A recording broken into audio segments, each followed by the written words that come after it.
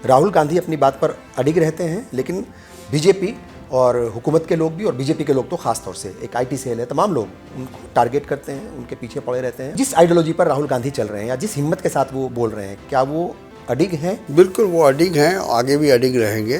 Bharatiya Janata party दावा करती है बहुत अपने राष्ट्रवाद होने का, लेकिन हकीकत ये है कि जब देश में लड़ाई लड़ी जा रही थी अंग्रेज़ों के ख़िलाफ़, ब्रिटिश हुकूमत के ख़िलाफ़, तो उस समय इनका कोई रोल नहीं था। आरएसएस का कोई रोल नहीं था, बीजेपी का कोई रोल नहीं था।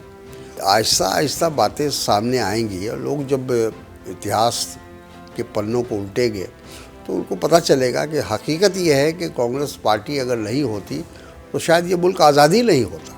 जो इस तरह की छोटी छोटी पार्टियां हैं वो कांग्रेस की तरफ ना देख करके या समाजवादी पार्टी, आरजेडी या दूसरी सेकुलर पार्टियों की तरफ ना देख करके वो ओवैसी की तरफ देख रहे हैं। मुसलमानों के मसाइल तभी हल होंगे जब सेकुलर पार्टियों की हुकूमत होगी या वो सत्ता में आएंगे। सेकुलर पार्टियों से अगर आप अपने आप को अलग कर लेंगे तो आप कहीं के नहीं रहेंगे। तो आप एक तरह से भारतीय जनता पार्टी का जो एजेंडा है उसको आप पूरा कर रहे हैं। ख़ास मुलाकात में आप सभी का इस्तकबाल है और मेरे साथ एक ऐसी शख्सियत जिन्होंने जो सियासी सफ़र है जिनका वो 50 साल से भी ज़्यादा लंबा सफ़र है और बहुत सारे उतार चढ़ाव देखे, सियासत में भी और इस मुल्क की सियासत में भी, और दो पार्टियों में रहे और जो जिस पार्टी से शुरुआत की थी सियासत की उस पार्टी में भी बहुत सारे उतार चढ़ाव इन्होंने देखे।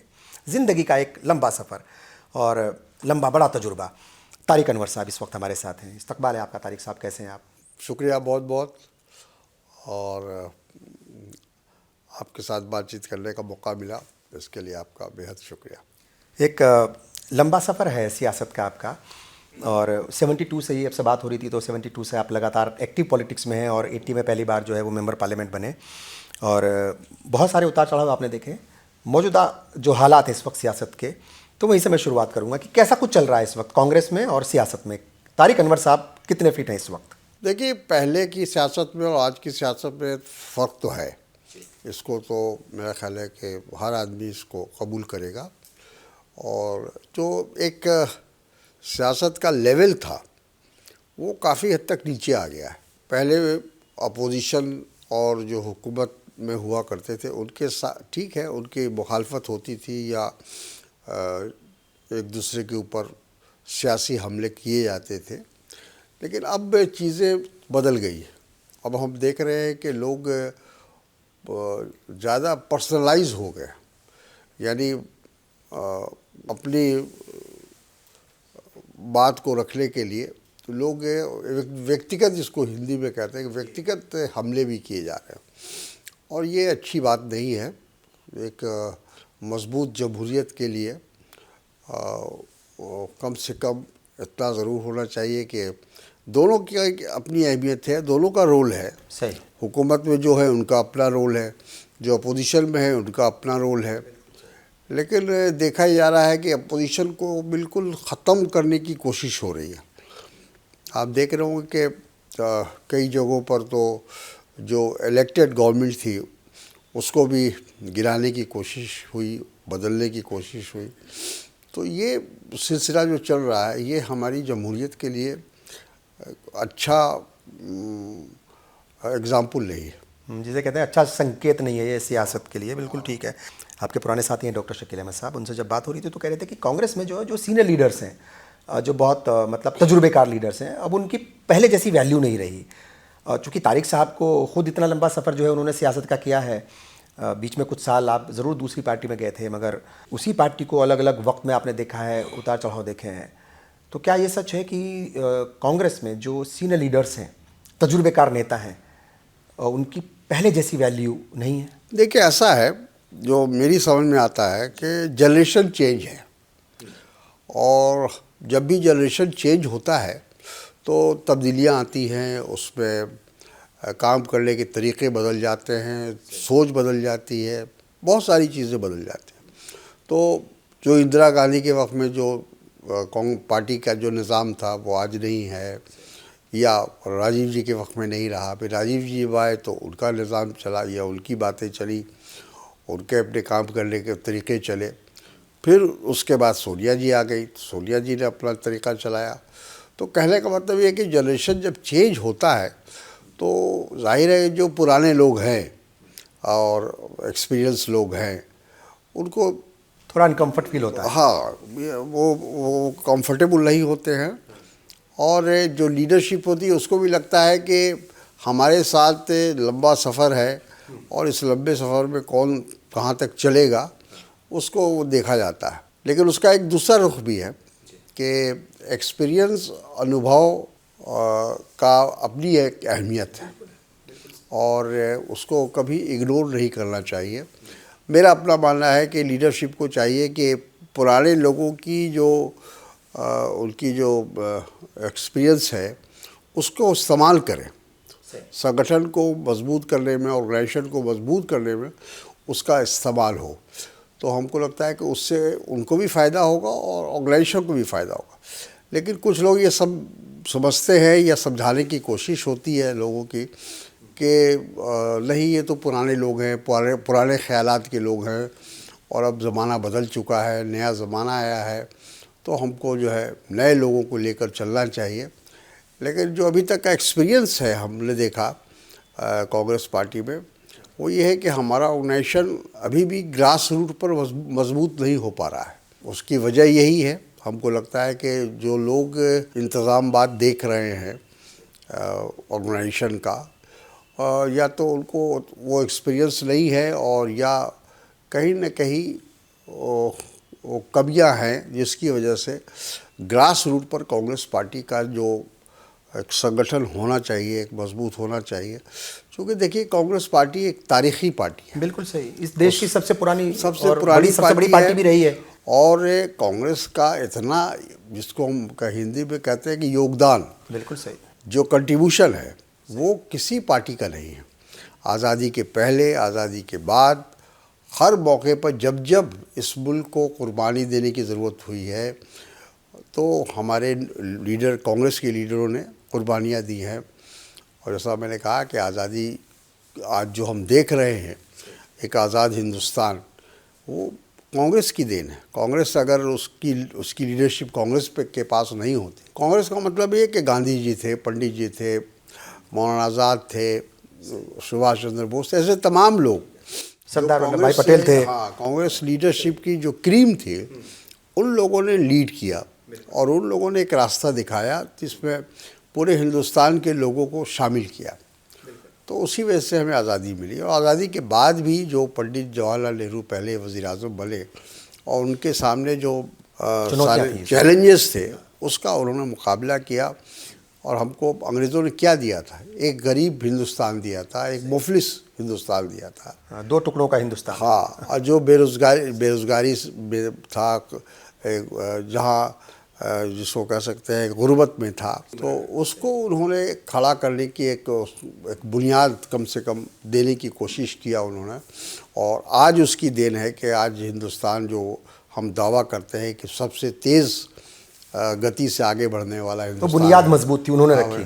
तो वो बुनियाद जो बनाया वो पंडित जवाहरलाल नेहरू ने बनाया। मौजूदा प्राइम मिनिस्टर के निशाने पर तो हमेशा पंडित नेहरू ही रहते हैं, पहले प्राइम मिनिस्टर रहते हैं। अक्सर ज़्यादातर जो है वो स्पीचेस में प्राइम मिनिस्टर को वो टारगेट करते हैं। जो नेहरूवाद है या जो आइडियोलॉजी ऑफ नेहरू है या गांधी की जो आइडियोलॉजी है, असल में उसको ख़त्म करने की एक कोशिश है। नेहरू पर हमला इसलिए होता है। देखिए, इनको मालूम है कि अगर कांग्रेस पार्टी को ख़त्म करना है तो जो उनकी विरासत है उसको ख़त्म करो। और हमारी विरासत गांधी, नेहरू, आज़ाद, यही लोग हैं ना। तो इनकी इमेज को ख़राब कर दो और इनकी इमेज ख़त्म हो जाएगी तो ऑटोमेटिक कांग्रेस की इमेज ख़त्म हो जाएगी। तो ये पहले दिन से, जब से मोदी जी प्राइम मिनिस्टर बने हैं, पता, ऐसे तो आरएसएस, भारतीय जनता पार्टी पहले से कर रही है, लेकिन प्रधानमंत्री बनने के बाद, वज़ीर आज़म बनने के बाद मोदी जी का जो एटीट्यूड है वो यही है कि एक ऐसा हिंदुस्तान बने जो अपोजिशन नाम की कोई चीज़ न रहे। उन्होंने कई बार कहा है कांग्रेस रहित, यानी कांग्रेस मुक्त भारत बनाएंगे, बहुत बार बोला है। हाँ, एक हमें बनाना है। तो कांग्रेस मुक्त की ये कोशिश, और फिर उसमें सारे अपोजिशन आ जाते हैं। तो वो चाहते हैं कि अपोजिशन इतना कमज़ोर हो जाए कि कोई हमारे सामने, भारतीय जनता पार्टी के सामने, आरएसएस के सामने कोई चैलेंज ना रहे। अच्छा, ये जो आपने बात कही, और जाहिर तौर पर अब तो निशाने पर राहुल गांधी भी रहते हैं और राहुल गांधी मजबूती के साथ अपनी बात को रखते हैं और उनका रखने का अपना अंदाज़ है। उसके ऊपर बहुत सारे सवाल उठाते हैं लोग, उठाते रहे, लेकिन उनका अपना एक अंदाज है, डट करके मुकाबला वो कर रहे हैं, ऐसा लोग कहते हैं, खासतौर से कांग्रेस के लोग। आपकी समझ में क्या आता है जिस तरीके से राहुल गांधी अपनी बात पर अडिग रहते हैं, लेकिन बीजेपी और हुकूमत के लोग भी और बीजेपी के लोग तो खास तौर से एक आईटी सेल है, तमाम लोग उनको टारगेट करते हैं, उनके पीछे पड़े रहते हैं। और अब तो जो पार्लियामेंट में सब कुछ हुआ, एफआईआर कराने तक की जो है वो बातें हो रही हैं कि एफआईआर कराई जाए कि नहीं कराई जाए, ये सारी चीज़ें हो रही हैं। तो जो जिस आइडियोलॉजी पर राहुल गांधी चल रहे हैं या जिस हिम्मत के साथ वो बोल रहे हैं, क्या वो अडिग हैं या पीछे हटेंगे? बिल्कुल वो अडिग हैं, आगे भी अडिग रहेंगे। जैसा आपने कहा कि उनको गांधी नेहरू की विरासत मिली है, और ज़ाहिर है गांधी नेहरू की विरासत से उनको उनके हौसले कभी कम नहीं हो सकते, उनकी हिम्मत कम, जहाँ तक मैं समझता हूँ। मेरा मतलब मानना है कि देर या सवेर इस मुल्क के लोगों को इस बात का एहसास होगा, सही मानों में कोई मुहब्बुल वतन है या नेशनलिस्ट है तो वो यही परिवार है। क्योंकि इस पर जैसा आपने कहा शुरू में कि इसने हमेशा कुर्बानी दी, आज़ादी के पहले भी दिया और आज़ादी के बाद भी देश की एकता के लिए, देश की अखंडता के लिए। इंदिरा जी ने अपनी जान की आहुति दी, उसके बाद राजीव जी ने दी। तो ऐसा किसी पार्टी में, भारतीय जनता पार्टी दावा करती है बहुत अपने राष्ट्रवाद होने का, लेकिन हकीकत ये है कि जब देश में लड़ाई लड़ी जा रही थी अंग्रेज़ों के ख़िलाफ़, ब्रिटिश हुकूमत के ख़िलाफ़, तो उस समय इनका कोई रोल नहीं था, आरएसएस का कोई रोल नहीं था, बीजेपी का कोई रोल नहीं था। लेकिन अब ये कह रहे हैं कि हम राष्ट्रवादी हैं और ये लोग, हम लोगों को कहा जा रहा है कि ये देशद्रोही है। हाँ, यानी आप लोगों की हुब्बुल वतनी पर सवाल उठ रहे हैं। हाँ, तो ये बात थोड़ी देर में के लिए हो सकता है, जो नया जनरेशन है जो इस मुल्क की तारीख़ से वाकिफ़ नहीं है, हो सकता है वो थोड़ी देर के लिए यकीन कर ले, लेकिन आहिस्ता आहिस्ता बातें सामने आएंगी और लोग जब इतिहास के पन्नों को उल्टेंगे तो उनको पता चलेगा कि हकीकत ये है कि कांग्रेस पार्टी अगर नहीं होती तो शायद ये मुल्क आज़ाद ही नहीं होता। इस मुल्क को आज़ाद अगर कराने में किसी पार्टी का, एक पार्टी का अगर कहा जाए कि उसका रोल है तो वो कांग्रेस पार्टी है। बिल्कुल, लेकिन लोगों को समझा नहीं पा रहे हैं कांग्रेस पार्टी। चूंकि देखिए, सब चीज़ें जो हैं वो चुनाव से तय होती हैं कि कितनी सीट्स आप जीत रहे हैं असेंबलीज़ में या पार्लियामेंट में, सारी चीज़ें उससे तय होती हैं। पावर फिर उसी के हाथ में होगी जिसके ज़्यादा नंबर्स होंगे दोनों जगह पे। तो क्या मतलब लोग कन्विंस नहीं हो पा रहे कांग्रेस की बातों से या राहुल गांधी की बातों से, आप लोगों से? ये वजह क्या है? चूंकि ये तो सब कुछ है, लिखा है कि, और दिखता भी है कि हाँ भाई, कांग्रेस ने जो है अपना रोल अदा किया है जंग आज़ादी में भी, मुल्क को आज़ाद कराने में भी, और जो हालात थे देश को वहाँ से आगे ले जाने में भी है, सब कुछ है, मगर वो लोगों की बात समझ में नहीं आ रही। फिर उसको समझाने के तरीके क्या हैं? देखिए, वो तो वक्त ही अपने आप में बताता है, समझाता है। वक्त के साथ बहुत चीज़ें बदलती है, और जहाँ तक कांग्रेस का सवाल है, कांग्रेस से ने हमेशा जब भी मौका मिला, कोई भी ऐसी बात हुई तो हमने कोशिश की। एक तो हम इस बात को मान के चलते हैं कि भारतीय जनता पार्टी जिस विचारधारा को लेकर चल रही है वो ख़तरनाक भी है, और साथ में इस मुल्क को की जो एक गंगा जमुना तहजीब है, हाँ, उसका नुकसान कर रही है। और ये आने वाले दिनों में हमको उसकी कीमत चुकानी पड़ेगी, इस मुल्क को चुकानी पड़ेगी। लेकिन उनके सामने एक ही मकसद है कि हमको किसी भी तरह से हमको हुकूमत में आना है। अच्छा, मज़हब को उन्होंने एक अपनी जिसको कहते हैं हथियार बना लिया है, और वो देख रहे हैं कि मज़हब की बुनियाद पर हम इस मुल्क को दो हिस्से में बांट सकते हैं और हम चुनाव जीत सकते हैं। और ये 2 बार 3 बार हो भी चुका। लोगों ने महसूस किया कि ये जो हथियार है, ये चूँकि ये मामला जो मज़हब का है, ये हम और आप सब उससे बंधे हुए हैं, जज्बाती मामला है। आप सब कुछ बर्दाश्त कर सकते हैं, लेकिन अगर मज़हब पर कोई आँच आएगी तो लोग उसको बर्दाश्त नहीं करते। तो लोगों के दिमाग में ये बात पहुंचाई गई है वहाँ तक, इस मुल्क को अगर कोई नुकसान कर रहा है तो वो इस मुल्क की अक़लियत कर रही है, अक़लियत आपका हिस्सा ले रही है। तो इस तरह के जो बातें जहन में बैठा दी गई है, तो उसको निकालना आसान नहीं है। यूँ कहा जाए कि हवा के मुखालिफ चलना मुश्किल होता है, हवा के साथ चलना बहुत आसान है। तो भारतीय जनता पार्टी हवा के साथ चल रही है, वो मजहबी जज्बात को उभार के बल्कि एक हवा तैयार कर रही है। तवा तैयार भी कर रही है और उसी के साथ चल रही है, तो उसको तमाम लोगों की कम सपोर्ट मिल रहा है। लेकिन हम इतना ज़रूर कहेंगे कि अभी भी आप अगर देखिए इलेक्शन का जो वोट पैटर्न है, वो अभी भी सेकुलर जो ताकतें हैं उनको ज़्यादा वोट मिल रहा है। इस मुल्क के अंदर अभी भी जो सेकुलरिज्म को मानने वाले वो ज़्यादा है। कांग्रेस या बीजेपी पर हिंदी बेल्ट में ये बात आप नहीं कह सकते। हिंदी बेल्ट में तो नहीं, पूरे हम ओवरऑल पूरे मुल्क की बात कर रहे हैं कि करीब 38% 37% वोट मिला बीजेपी को। लेकिन बाकी जो वोट थे वो अलग अलग पार्टियों को मिले। बिल्कुल हाँ, अलग अलग उनके खिलाफ मिले एक तरीके से और बीजेपी के खिलाफ मिले। तो मेरा ये मानना है कि आज ना कल ये लोगों को मतलब लोगों के अंदर इस बात का एहसास है, सिर्फ उसको ज़िंदा करने की आवश्यकता है, उनको ऊपर उठाने की आवश्यकता है कि भाई ये मुल्क सेकुलर है, गांधी का मुल्क है ये, और यहाँ हम सब लोग चाहे किसी भी मज़हब के मानने वाले हो, हम सबको एक साथ रहना है, जो हकीकत है। ऐसा हो ही नहीं सकता कि हम अलग रहें, आप अलग रहिए। लेकिन यहाँ कोशिश हो रही है ना, दुकान अलग होनी चाहिए, सड़क अलग होना चाहिए, मकान अलग होना चाहिए, मोहल्ले अलग होने चाहिए। इस तरह से माहौल को बिगाड़ने की कोशिश हो रही है।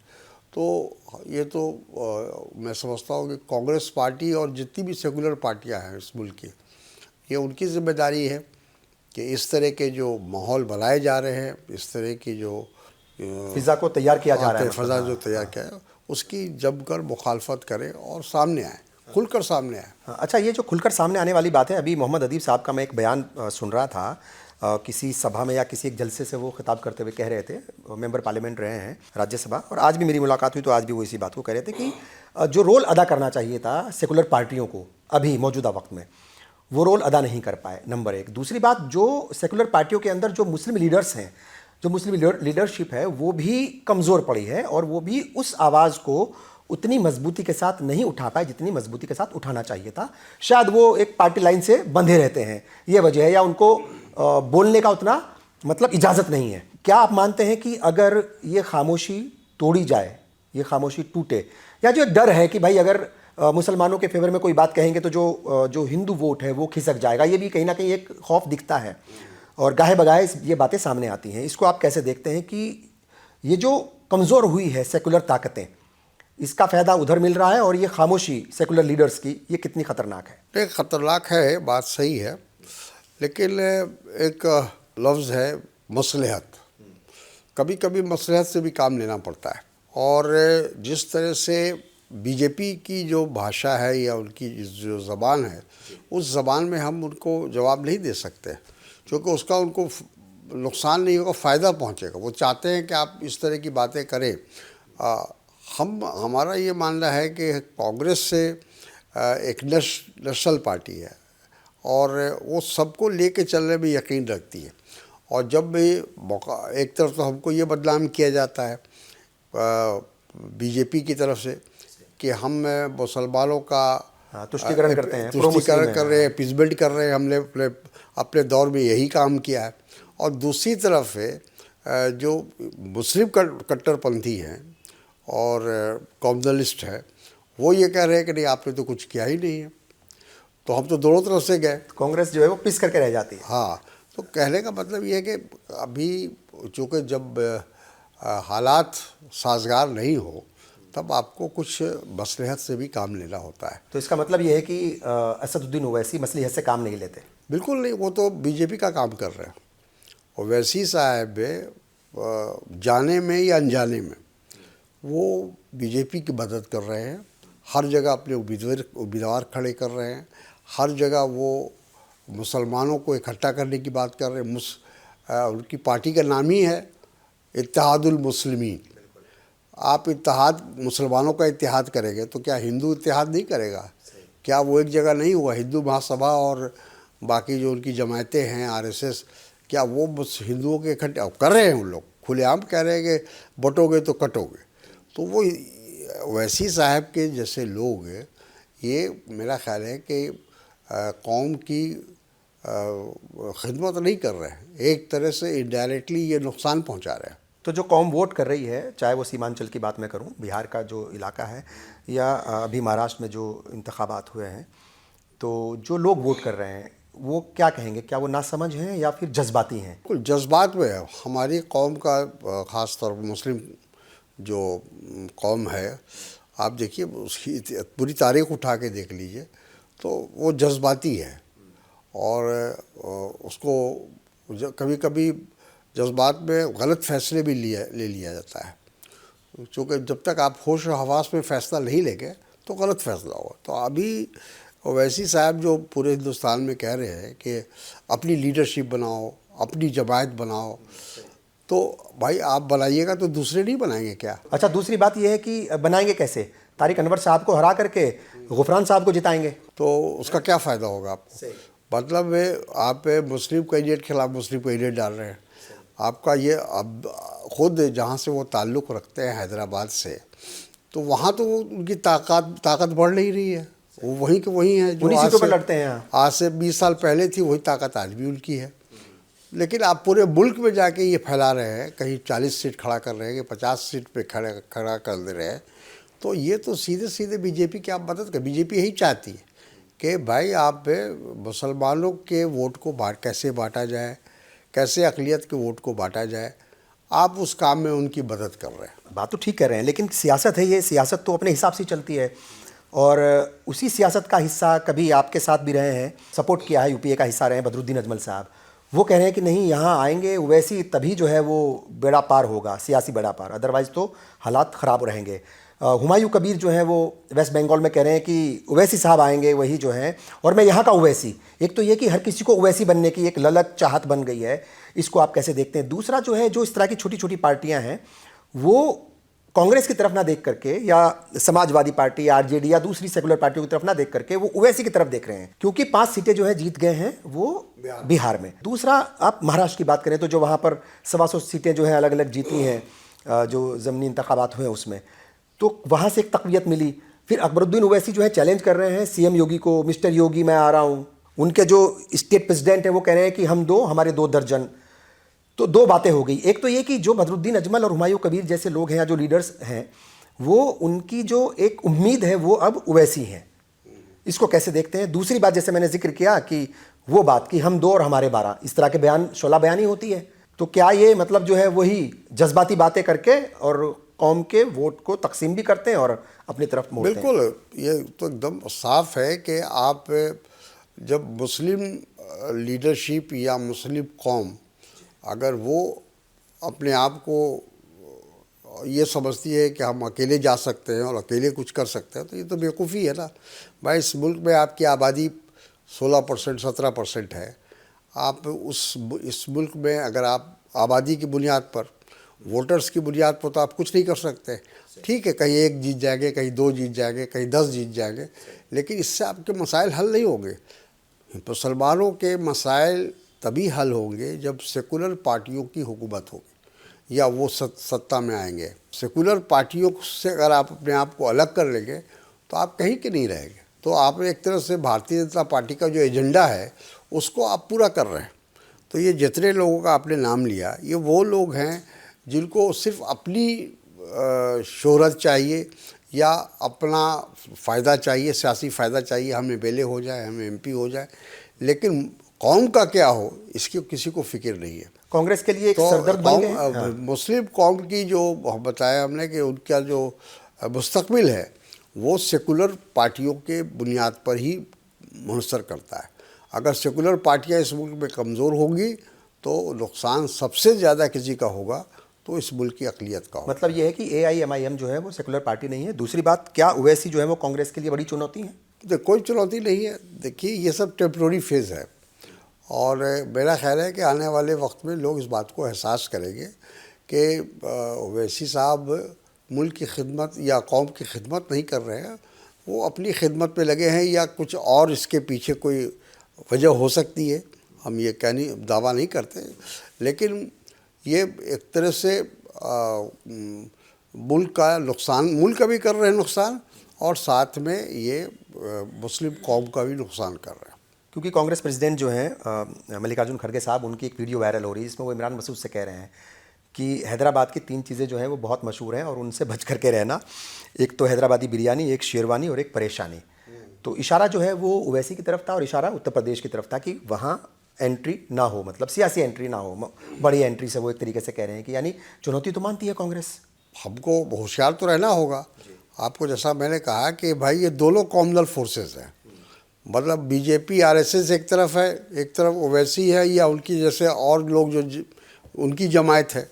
तो हमको तो दोनों के बीच से निकलना है, दोनों की मजम्मत करना है, दोनों की मुखालफत करना है।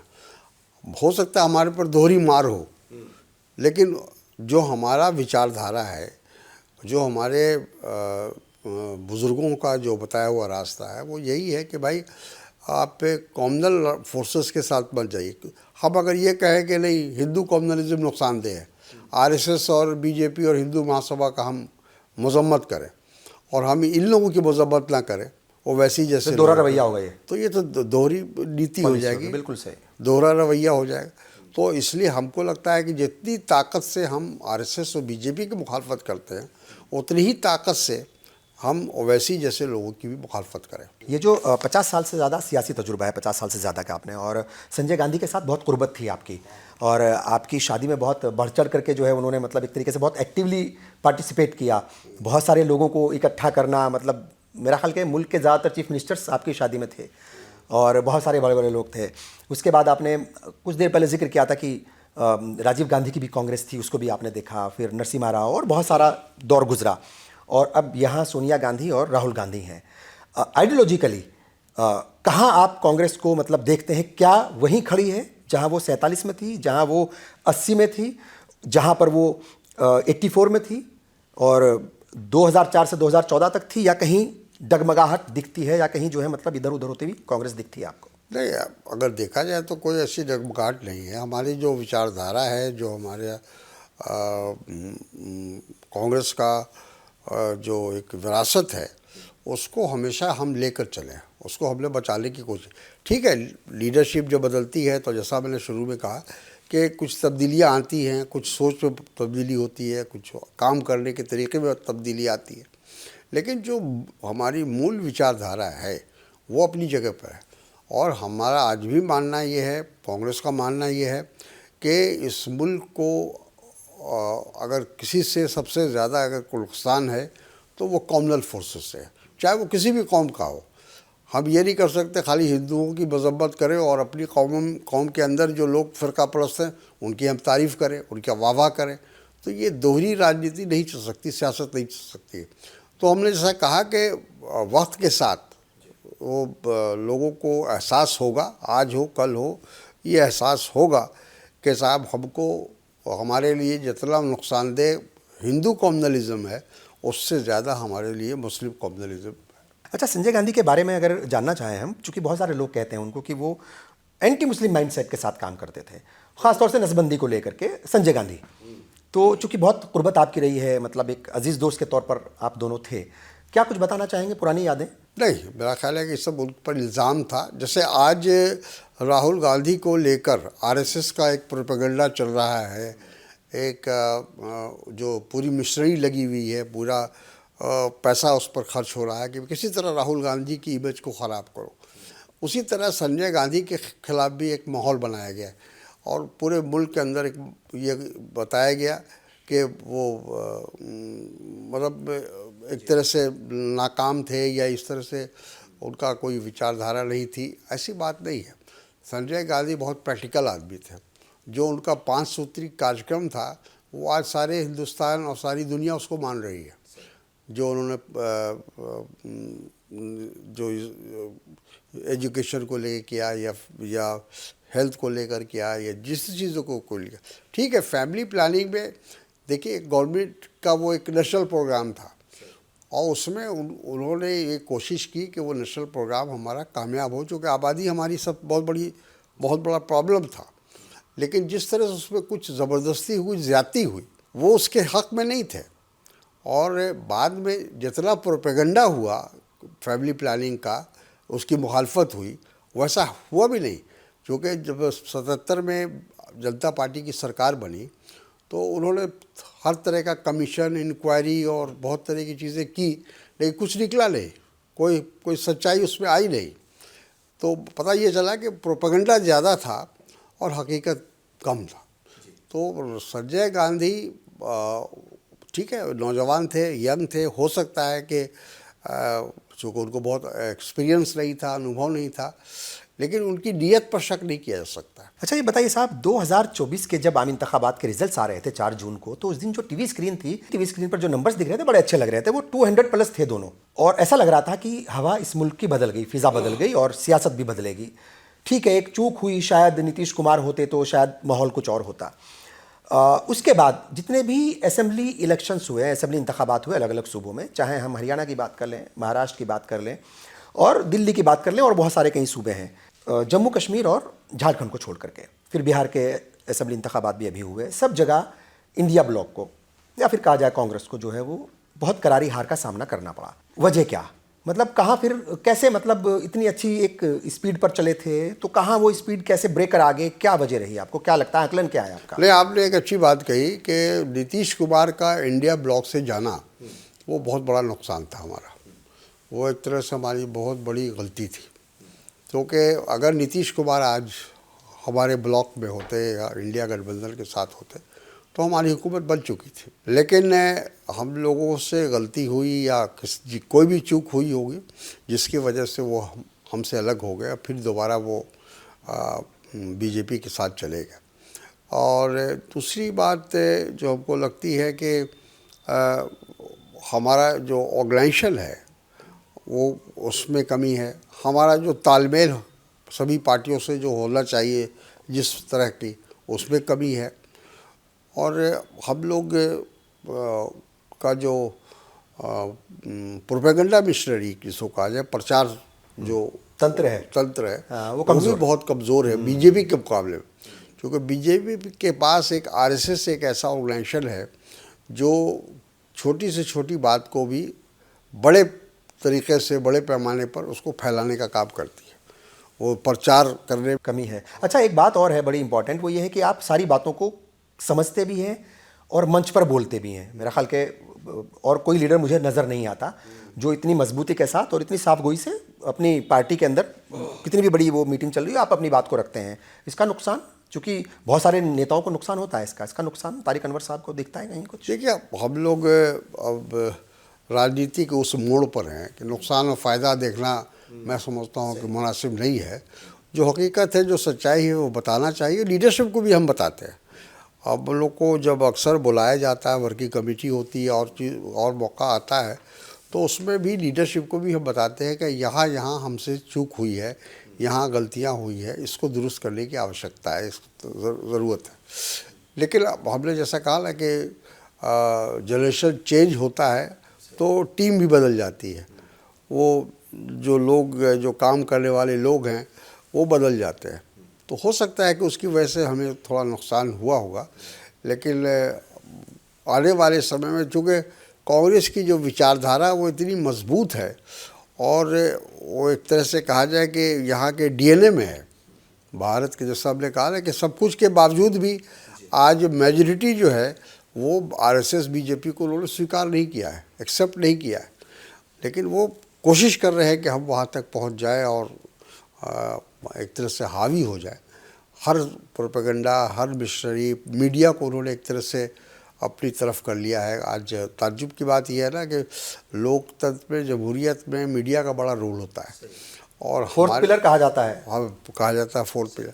तो हमारे मुल्क की बदकिस्मती ये है कि मीडिया बिल्कुल एक तरफा हो गया और वो सरकार के पक्ष में है, हुकूमत के पक्ष में है।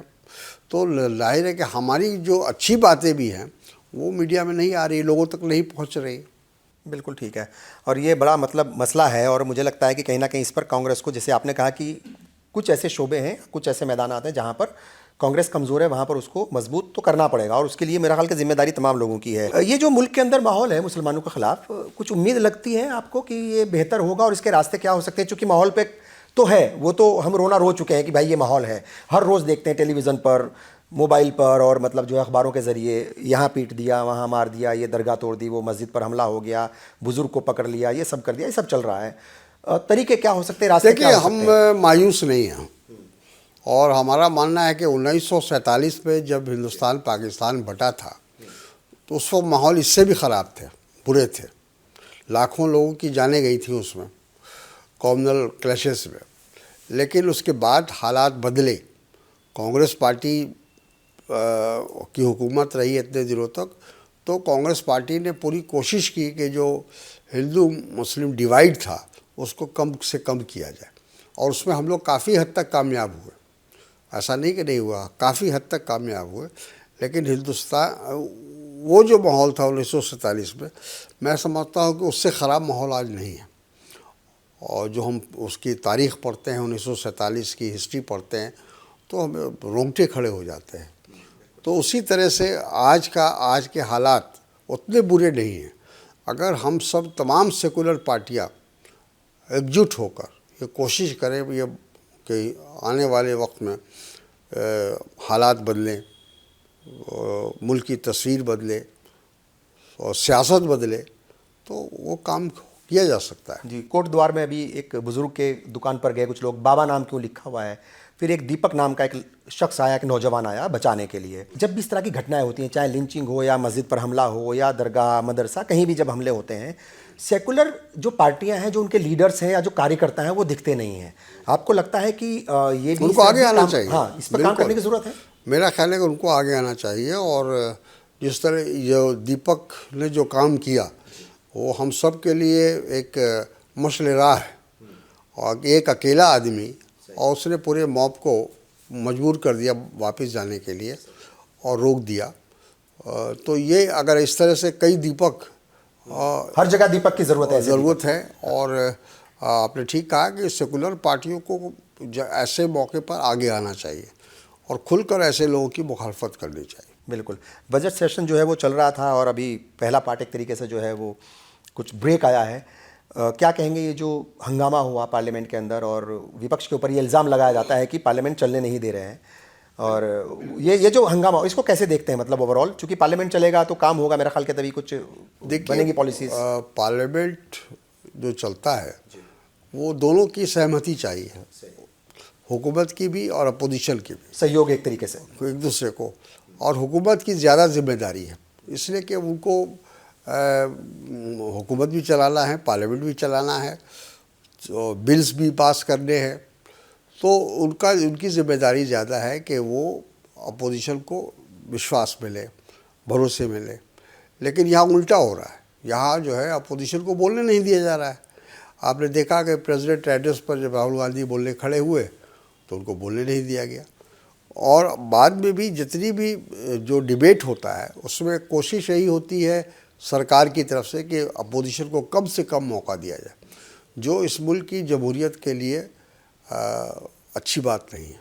बिल्कुल ठीक है। यूएस ट्रेड डील पर कुछ कमेंट करना चाहेंगे, ये जो चल रहा है? बिल्कुल, ये डील जो हुआ है ये बिल्कुल गलत हुआ है और इसको राहुल गांधी ने बहुत अच्छे तरीके से पार्लियामेंट में जब वो बजट पर बोल रहे थे तो उन्होंने रखा, और अपोजिशन के तमाम लोगों ने रखा कि ये जो डील है ये हमारे मुल्क के हक़ में नहीं है, क्योंकि हमने कंप्रोमाइज़ किया है किसी भी दबाव में। अब ये नहीं मालूम कौन सा दबाव है, वो तो आगे चल के पता चलेगा। लेकिन जैसे जैसे अमेरिका ने कहा वैसे वैसे हमने दस्तखत किया है उस डील पे। तो एक तरह से वो कंप्लीट सरेंडर है अमेरिका के सामने, हिंदुस्तान का कंप्लीट सरेंडर है। तो ये मुल्क के लिए अच्छा नहीं। हिंदुस्तान का हमेशा एक स्टैंड रहा है, और जो भी चीज़ें कभी भी ऐसी जो हमारे मुल्क के फ़ायदे के लिए नहीं थी तो हमारे लीडरों ने मुखालफत किया है और खुलकर मुखालफत किया है। लेकिन ऐसा लगता है कि हम कहीं ना कहीं किसी दबाव में हमारे प्राइम मिनिस्टर है, और जो भी प्रपोज़ल, जो भी प्रस्ताव अमेरिका ने दिया उन सारे प्रस्ताव को हमने स्वीकार किया। यानी दबाव है? हाँ, दबाव है। और इसमें इस पूरे डील में सबसे ज़्यादा जो नुकसान होगा वो किसानों का होगा, क्योंकि हमने इंपोर्ट की इजाज़त दे दी। अब वहाँ से एग्रीकल्चर गुड्स आना शुरू हो जाएंगे, तो जो हमारे किसान पैदा कर रहे हैं उनका क्या हशर होगा कहना मुश्किल है। तो सबसे ज़्यादा नुकसान आने वाले सब वक्त में किसानों का होने वाला है। मैं जानना चाहूँगा, अजीत पवार जो हैं वो एक हादसे का शिकार हो गए और लंबे वक्त तक आप चूँकि पार्टी में रहे हैं, बहुत सारी मुलाकातें भी हुई होंगी, कुछ मतलब बात बताना चाहेंगे उनकी कुछ खुसूसियात, चूँकि बहुत लोग प्यार करते थे उनको और अजीत दादा के नाम से मतलब जो है उनको पुकारते थे और एक मजबूत सेकुलर लीडर के तौर पर वो उभरे थे और काम करते थे अपने इलाके में और अपने मतलब जो है सूबे के लिए। आपने ठीक कहा कि वो भाजपा के एलाइज होते हुए भी वो जब मुस्लिम इश्यूज आते थे तो उस पर स्टैंड लेते थे वो। और दूसरी बात ये कि वो उनको बढ़ाने में या उनको इस्टेब्लिश करने में सियासी तौर पर और शरद पवार जी का हाथ था।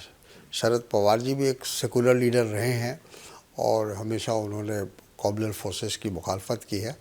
तो ये बात सब लोग जानते थे कि शरद पवार जी के बाद अजीत पवार ही को लीडरशिप मिलने वाली है एनसीपी की, और इस जहरिए से लोग काम कर रहे थे। तो उनको जब मौका मिला तो ठीक है, बहुत थोड़े वक्त में उन्होंने अपनी शख्सियत को उभारने की कोशिश की और मतलब लगा कि उनमें लीडरशिप क्वालिटी है। जाहिर तौर पर उनका जाना मतलब सेकुलर लीडरशिप के लिए तो वो बिल्कुल ठीक नहीं है, बिल्कुल नुकसान हुआ है। क्या कुछ कहेंगे आखिर में इस मुल्क की आवाम से, हुकूमत से क्या कुछ अपील करेंगे हालात बेहतर हों? देखिए, हम लोग यही कहेंगे, हम लोग सबको, जो भी पॉलिटिकल पार्टियां हैं इंक्लूडिंग बीजेपी, उनको ये सोचना चाहिए कि मुल्क का फ़ायदा किस में है, मुल्क की आवाम का फ़ायदा किस में है। मुल्क के जो अलग अलग जैसे किसान है, मज़दूर है, लेबर है और इस तरह के तमाम जो सरकारी कर्मचारी हैं, हमको सबको देखना है, सबका फ़ायदा होना चाहिए। और इस तरह से एक जिसको कहा जाए कि कॉम्युनल फोर्सेस भी, उनको भी कंटेन करने की आवश्यकता है, ज़रूरत है। अगर ये कंटेन नहीं होंगे तो ये वो बोतल के जिन की तरह है, जो एक बार जिन बाहर आ जाए तो फिर वो नुकसानी करता है, फ़ायदा नहीं पहुंचाता है, फिर उसको दोबारा उस बोतल में पहुंचाना बहुत अब मुश्किल हो जाता है। तो ये जिन है जिसको भारतीय जनता पार्टी ने खोल दिया है और बाहर निकाल दिया है। तो ये मुल्क के लिए बहुत ही ख़तरनाक है और हमको लगता है कि मुल्क को कहीं ऐसा ना हो कि आने वाले वक्त में हमारी जो एकता है, जो हमारी अखंडता है, जो पहचान भी है इस मुल्क की, हाँ, पहचान भी है इस मुल्क की, पहचान है, वो ख़त्म हो जाए या वो टूट जाए। तो इससे हमारे मुल्क को बहुत नुकसान होगा, क्योंकि हमारे मुल्क की जो बनावट है वो एक अलग है दूसरे मुल्कों से। हमारे यहाँ हर मज़हब के लोग हैं, हमारे यहाँ अलग अलग ज़ात के लोग हैं, अलग अलग रीजन के लोग हैं, कई ज़बानें हमारे यहाँ बोली जाती है, हमारे यहाँ अलग अलग तहज़ीब तमद्दुन है। ये सारी चीज़ें जिसको कहते हैं कि अनेकता में एकता, हम ये बोलते हैं। तो इस मुल्क को बहुत संभल के और लेके चलने की आवश्यकता है। जज्बात में आकर सिर्फ सियासी फ़ायदा सामने रखकर फैसले लेना मैं समझता हूँ गलत। हमसे बात की बहुत बहुत शुक्रिया सर। शुक्रिया, बहुत बहुत शुक्रिया आपका भी बहुत बहुत शुक्रिया। Thank you.